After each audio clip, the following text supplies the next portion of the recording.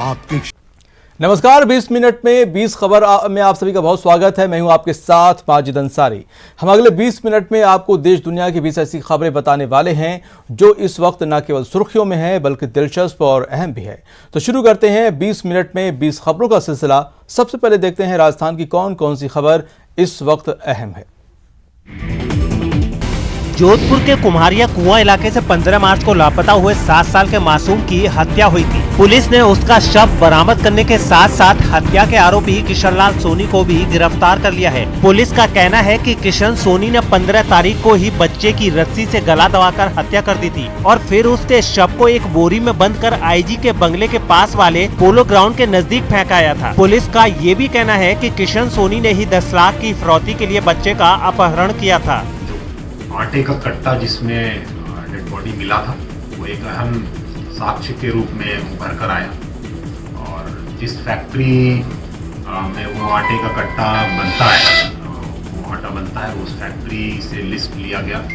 ये काम ACP east को दिया गया था कि आटे के कट्टा का पूरा ट्रेस करें। उस लिस्ट से देखा हमने कहाँ कहाँ वो सेल हुआ है, उस डेट का, उस सीरियल नंबर का कट्टा। तो उससे करते करते हम लोग संदिग्ध के घर तक पहुंचे। पुलिस इसे फिरौती का केस तो बता रही है, लेकिन लोगों को समझ में नहीं आ रहा है कि जब पीड़ित परिवार की आर्थिक हालत बेहद खराब है तो फिर आरोपी पड़ोसी ने 10 लाख की डिमांड क्यों की। जयपुर में संजीव प्रकाशन के दफ्तर में जबरदस्त तरीके से तोड़फोड़ की गई। तोड़फोड़ करने वाले लोग एक खास संगठन के लोग थे और वो संजीव प्रकाशन की एक किताब में छपी आतंकवाद की परिभाषा से नाराज थे। आतंकवाद की परिभाषा को लेकर ही उन्होंने जमकर हंगामा किया और संजीव प्रकाशन के दफ्तर में घुसकर काफी तोड़फोड़ की, जिसका एक वीडियो भी सामने आया है जिसमें कुछ लोग दफ्तर के अंदर उत्पात मचाते दिखाई दिए। उन्होंने वहां रखी किताबें, मेज और कुर्सियों को निशाना बनाया। चंद मिनटों में आरोपियों ने पूरे दफ्तर को तहस नहस कर दिया। अलमारी को गिरा दिया गया, जहां देखेंगे वहां पर बुक्स को फेंका गया। जिस टॉपिक को लेकर आपत्ति थी वो राजस्थान बोर्ड की पुस्तक के अंदर था। इस घटना के बाद इस किताब को छापने वाले प्रकाशक के कर्मचारी काफी डरे हुए हैं। 40-50 लोग थे, गाड़ी क्लोज करने के लिए लग गए, धमकी देने लग गई, बाहर निकलो। खास बात ये है कि हंगामा और तोड़फोड़ करने वाले लोगों ने किताब में छपे लेख की शिकायत पुलिस से की और इस मामले में कार्रवाई की मांग भी की। 391 नंबर पेज नंबर पर एक इस्लाम के खिलाफ इन्होंने जो एक मुहिम प्रदर्शन किया है कि इस्लाम से आप क्या, इस्लामी आतंकवाद से आप क्या समझते हैं। इस पूरे मामले के बाद इलाके में पुलिस की तैनाती कर दी गई है। तोड़फोड़ करने के आरोप में 3 कार्यकर्ताओं को भी हिरासत में ले लिया गया है। हाथी के बदले हाथी की मांग कर रहे इन साधु संतों की तस्वीर भीलवाड़ा के विजोलिया से आई है। यहाँ आरके कॉलोनी स्थित दिगंबर जैन मंदिर के बाहर अहिंसा के पुजारी हाथी की मौत पर मौन क्यों की तख्तियां लेकर साधु संत धरना दे रहे हैं। दरअसल कुछ दिन पहले सुधा सागर महाराज की पदयात्रा में शामिल एक हाथी को एक ट्रक ने टक्कर मार दी थी और ट्रक की टक्कर से घायल हुए हाथी की बाद में इलाज के दौरान मौत हो गई। अब ये लोग उसी हाथी के बदले एक दूसरे हाथी की मांग कर रहे हैं। इनका कहना है कि अगर उन्हें जल्द दूसरा हाथी नहीं मिलता तो फिर वो भूख हड़ताल शुरू कर देंगे। जबरदस्ती मथुरा भेज दिया, वहाँ गया हाथी, वहाँ खत्म हो गया साहब।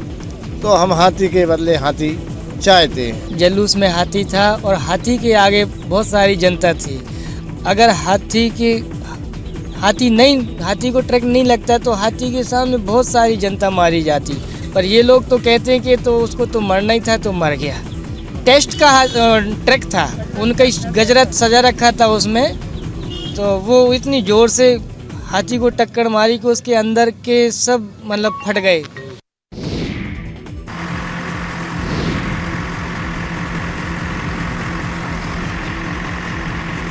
जेसीबी मशीन को यूं कबाड़ निकालते देखकर अगर आप ये सोच रहे हैं कि यहाँ की सफाई करवाई जा रही है तो रुक जाइए, क्योंकि यहाँ सफाई नहीं हो रही है। यहाँ तो उस विषधर जोड़ी की तलाश हो रही है जिसकी वजह से टोंक के इस बालिका विद्यालय में जेसीबी मशीन को बुलाना पड़ा है। दरअसल इस स्कूल में पिछले कई दिनों से एक नाग नागिन का जोड़ा घूम रहा है। उसी को देखकर यहाँ बच्चे और शिक्षक सब दहशत में हैं और उसे यहाँ से हटाने के लिए जेसीबी मशीन और सांप पकड़ने वालों को बुलाया गया है ताकि नाग नागिन को पकड़कर जंगल में छोड़ा जा सके। सर यहाँ इन्फॉर्मेशन मिली थी कि एक सांप होने की तो साहब सच में आए थे, बगी थाना स्कूल है इसके अंदर सर। करा कोई सर्च किया सर, काफ़ी मलबा निकाला बाहर, तो हमें कोई सांप होने की कोई आकांक्षा नहीं दिखी सर। हमने पहले मजदूरों से यहाँ पे ये गंदगी निकलवा रहे थे, उसी समय 2 सांप दिखे, फिर 2-3 बार बाहर भी दिखे, तो आज फिर जेसीबी से को बुला करके और इसको बाहर निकलवाने की पूरी कार्रवाई करी। रेस्क्यू टीम को भी बुलाया गया। देश भर में कोरोना के मरीजों की संख्या बढ़ने के साथ ही कई राज्यों ने इस महामारी के खिलाफ सख्ती भी शुरू कर दी है, जिसमें राजस्थान का नाम भी शामिल है। आपको बता दें कि इस वक्त महाराष्ट्र, मध्य प्रदेश, केरल, पंजाब, तमिलनाडु और गुजरात समेत कई राज्यों में कोरोना के मरीज तेजी से बढ़ रहे हैं और यही वजह रही कि राजस्थान में इन राज्यों से आने वाले लोगों की कोरोना जाँच शुरू कर दी गयी है। सरकार ने सभी रेलवे स्टेशनों और हवाई अड्डों समेत बस अड्डों पर स्वास्थ्य विभाग की टीमें तैनात कर दी हैं। जयपुर रेलवे स्टेशन से सामने आई तस्वीरों में एक तस्वीर में दिखा कि ट्रेनों के पहुंचते ही सबसे पहले लोगों की कोरोना जांच की गई और उसके बाद ही उन्हें स्टेशन से बाहर जाने दिया गया।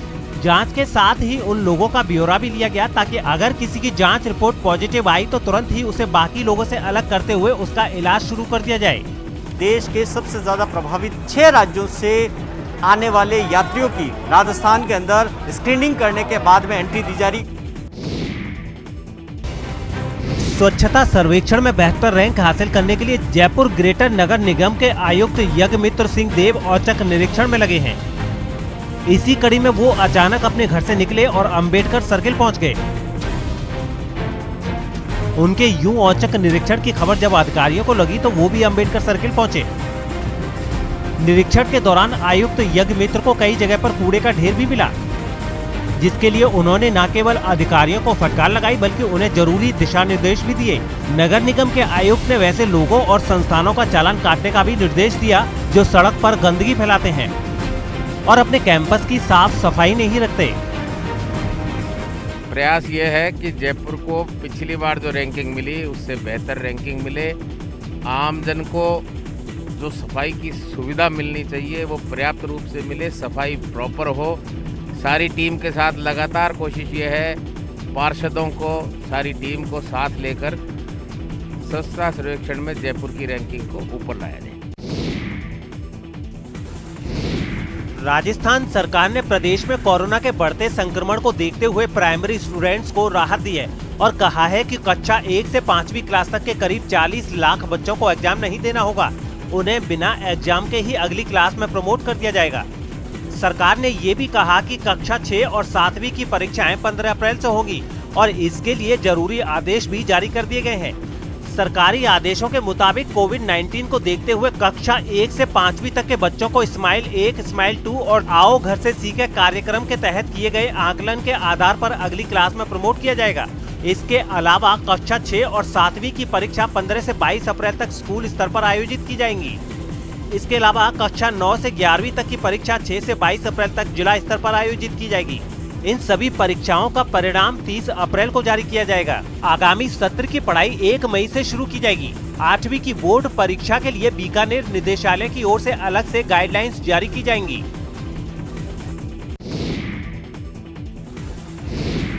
विधानसभा की 3 सीटों पर होने वाले उपचुनाव से पहले ही राजस्थान एकीकृत बेरोजगार संघ नाम के एक संगठन ने गहलोत सरकार के विरोध में अपने उम्मीदवार मैदान में उतार दिए हैं। बेरोजगारी के मुद्दे पर इस समूह से जुड़े लोगों ने पूरे राजस्थान में कांग्रेस सरकार के खिलाफ मोर्चा खोल रखा है और नौकरी नहीं तो वोट नहीं अभियान के तहत उन्होंने विधानसभा की इन तीनों सीटों पर अपने उम्मीदवार भी उतार दिए। इसके साथ ही उन्होंने उन उम्मीदवारों का चुनाव प्रचार भी शुरू कर दिया। भीलवाड़ा की सहाड़ा विधानसभा सीट पर उन्होंने अपने उम्मीदवार के समर्थन में एक रैली भी निकाली। इस दौरान प्रदर्शनकारियों ने इस सीट पर कांग्रेस उम्मीदवार को हराने और बेरोजगार उम्मीदवार को जिताने की अपील भी की।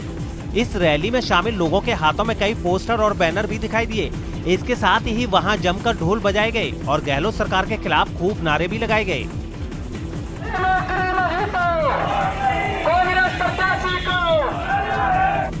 प्रदर्शनकारियों की ये चुनावी रैली कई इलाकों से होकर गुजरी। सहाड़ा के अलावा सुजानगढ़ और राजसमंद में भी इस तरह कांग्रेस उम्मीदवारों के विरोध में प्रचार किया गया। इन सभी सीटों पर 17 अप्रैल को उपचुनाव होने वाले हैं। भरतपुर की ग्रामीण हाट में लगा स्पेशल हैंडलूम एक्सपो मेला धीरे धीरे परवान चढ़ने लगा है। इस मेले का आयोजन केंद्रीय वस्त्र मंत्रालय और जिला उद्योग केंद्र की ओर से किया गया है। मेले में ग्राहकों के बढ़ने के साथ ही बुनकरों का उत्साह भी बढ़ रहा है और बुनकरों को भरोसा है कि धीरे धीरे और भीड़ बढ़ेगी, जिससे उनके उत्पादकों की भी अच्छी खासी बिक्री होने लगेगी। हमारी खादी की संस्थान है, हमारे पास पूरा टोटली ही आइटम ग्राम उद्योग का है, कपड़ा वगैरह है, वो सारा ही खादी ग्राम उद्योग का आइटम है। हैंडलूम का जो सामान है हमारे पास दरी है, चादरें हैं, बेडशीट है, ये बुनकर की चीज़ है, क्योंकि हम लोग लेकर आए प्रदर्शनी में यहाँ पर लगाया तो और इसको मतलब बिजनेस मिल सके, क्योंकि मजदूर तो आदमी मजदूर है ही, उसको कोई कारोबार नहीं है, मरा हुआ पड़ा, झाड़ी भी उसकी सीधी नहीं हो रही है, 100-200 रुपये कमा रहा, लेकिन उसको कोई बेनिफिट नहीं हो पा रहा। आपको बता दें कि इस हैंडलूम एक्सपो में करीब 40 अलग अलग वैरायटी की स्टॉल लगाए गए हैं और जूट से बने सामान के स्टॉल पर लोगों की भीड़ लग रही है। इस एक्सपो में जयपुर की कुर्ती और टोंक की दरियों को लोग काफी पसंद कर रहे हैं। यहाँ बाड़मेर की मालाड़ी पट्टू और लवाड़ा दौसा की पंजरी दरी भी लोगों को आकर्षित कर रही है। देश के दूसरे हिस्सों से आए बुनकरों ने भी लकड़ी के जो सामान बनाए हैं उनकी इस एक्सपो में अच्छी खासी डिमांड देखने को मिल रही है। 20 मिनट 20 खबर में अब देख लेते हैं कुछ दूसरे राज्यों की खबरें।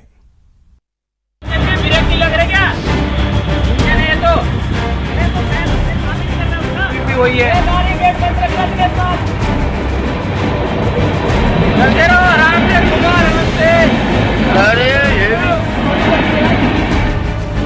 25 किलोमीटर उल्टी दिशा में दौड़ी ट्रेन। जी हाँ, 1-2 किलोमीटर नहीं बल्कि पूरे 25 किलोमीटर तक ट्रैक पर ट्रेन इसी अंदाज में उल्टी दिशा में दौड़ती रही और उसमें सवार यात्रियों की जान हलक में अटकती रही। ट्रेन के रिवर्स गियर की कहानी बताएंगे आपको, लेकिन उससे पहले ट्रैक पर ट्रेन के रिवर्स रन को देखते जाइए।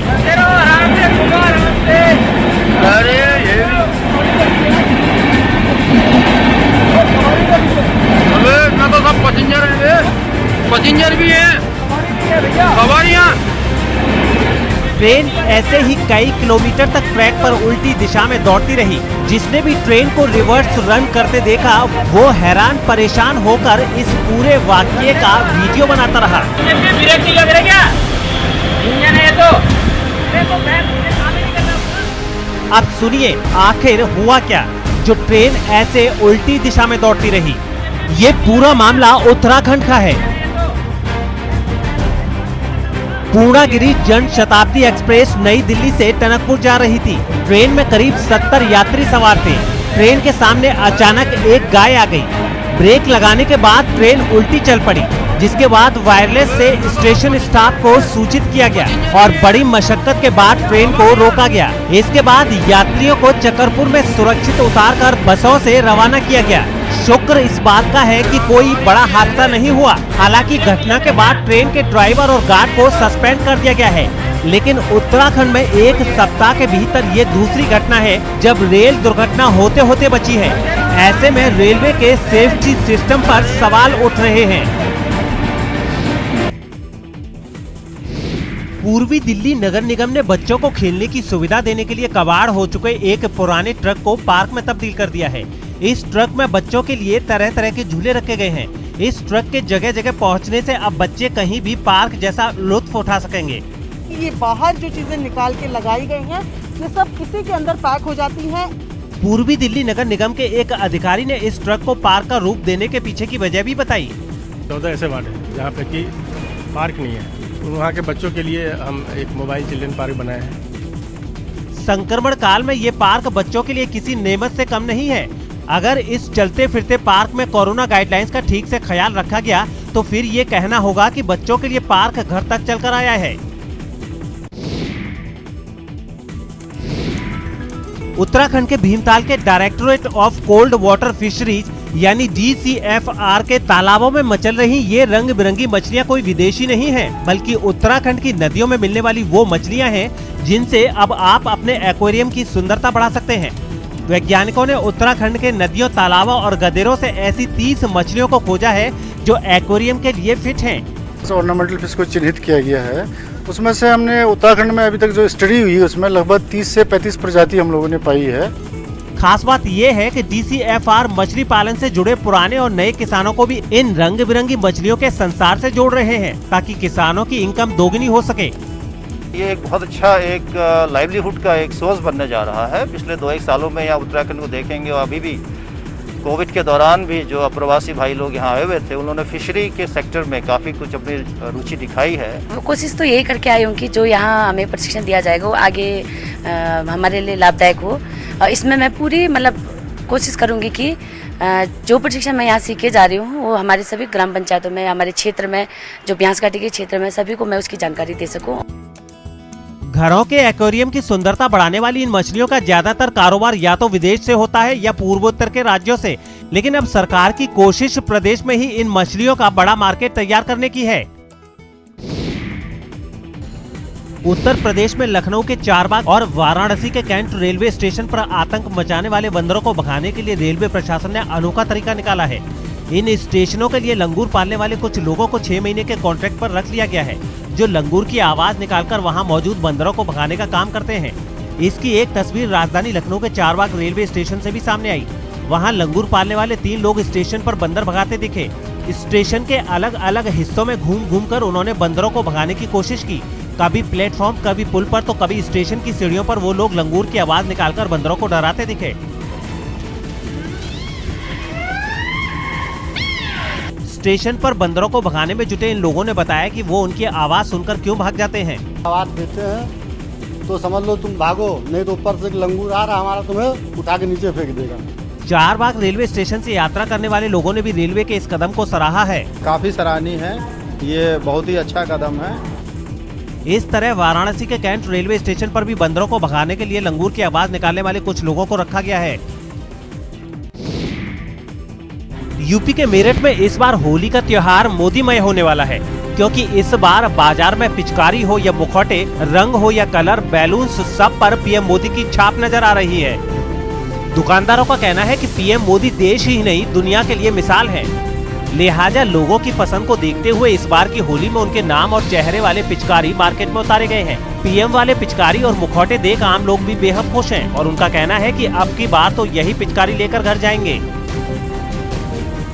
और हम आपसे पिचकारी लेकर जा रहे हैं और अब हम उन बच्चों को एक मास्क अपनी ओर से फ्री में दे रहे हैं, जिससे कि बच्चे अपने हिलते रहें, जुलते रहें, मिलते रहें और आगे भी हमसे संपर्क में रखें। भगवा रंग होगा, फिर भगवा होली बनेगी। सारे रंग बिल्कुल खिलकर आएंगे, मजा आएगा होली बनाने में। ये इंडियन पिचकारी है और ऐसी इसमें बहुत सारे तरीके के डिज़ाइन, बच्चों के कार्टून नेटवर्क के, गुलाल वाली पिचकारी भी आई है। जो हैंडमेड चीज़ें हैं उनका रुझान इस बार ज़्यादा है, तो ठाकुर जी के लिए हमारे पास बाल्टी पिचकारियाँ हैं और उन्हीं के साइज़ के हिसाब से, जैसे ठाकुर जी की छोटी मूर्तियाँ होती है तो उसी में उन्हीं के साइज़ के हिसाब से हैं।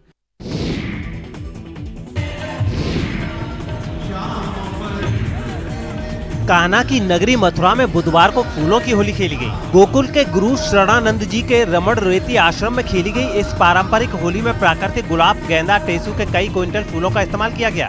इस अनोखी होली से यहाँ आए भक्त और संत सब के सब कान्हा के रंग में सरोवर नजर आए। गुरु शरणानंद आश्रम में किस तरीके से जो होली है फूलों की, वो भव्य होली का आयोजन हो रहा है।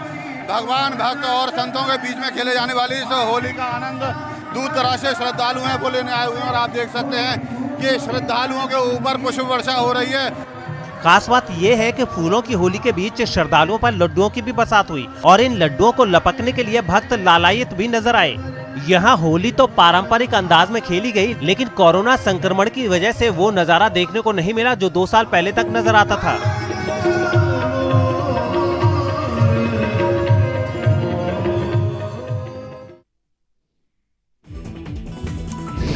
अगस्त 2019 में जम्मू कश्मीर से धारा 370 हटाए जाने के करीब 1.5 साल बाद जम्मू कश्मीर में टूरिज्म पटरी पर लौटता दिख रहा है। बीते सर्दियों के मौसम ने जम्मू कश्मीर को एक बार फिर पुराने दौर में पहुंचा दिया है और श्रीनगर में शिकारे एक बार फिर डल झील में सरपट दौड़ते दिखने लगे। सड़कों पर पर्यटकों की भारी भीड़ भी दिखने लगी है। साथ ही कश्मीर की खूबसूरती के बीच चेहरों पर ना कोई तनाव दिखा और ना ही कोई डर। पहले की तरह लोग एक दूसरे की फोटो खींचते दिखाई दिए।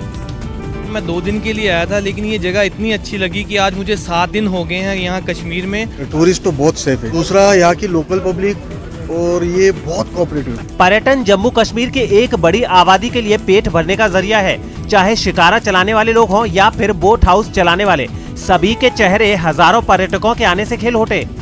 इस साल हमें ऐसे देखने को मिला है कि फेब के महीने में हमारे टूरिस्ट आए। ये वो टूरिस्ट हैं जो अब्रॉड जाते थे।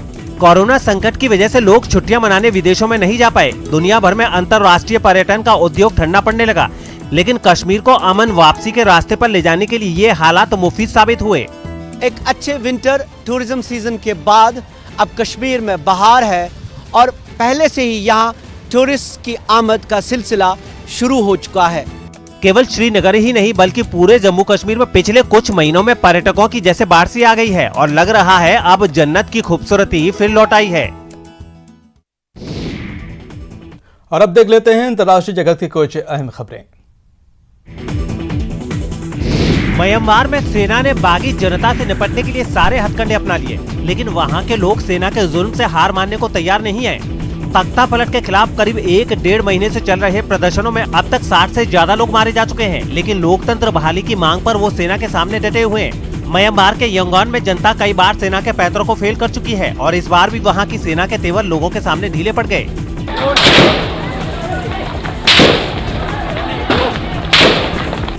यंगॉन के कई इलाकों में हथियारबंद सेना के जवान प्रदर्शनकारियों से काफी दूर खड़े नजर आए। प्रदर्शनकारियों ने भी उनसे निपटने के लिए पेट्रोल बम और गुलेल जैसे हथियारों को अपना लिया है।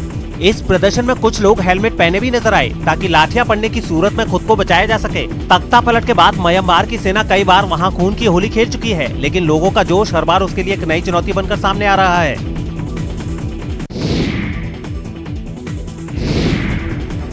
अमेरिका के ओंटारियो से सांसें थाम कर रख देने वाली तस्वीरें सामने आई हैं।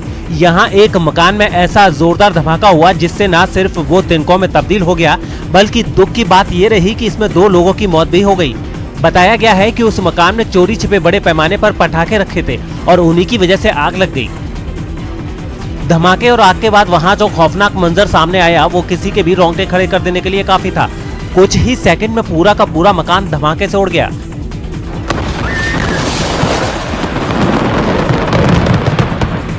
एक और तस्वीर को देखकर तो ऐसा लगा जैसे वहां कोई ज्वालामुखी फटा हो, जो फटने के बाद लपटे चिंगारियों और धुआं उगल रहा हो।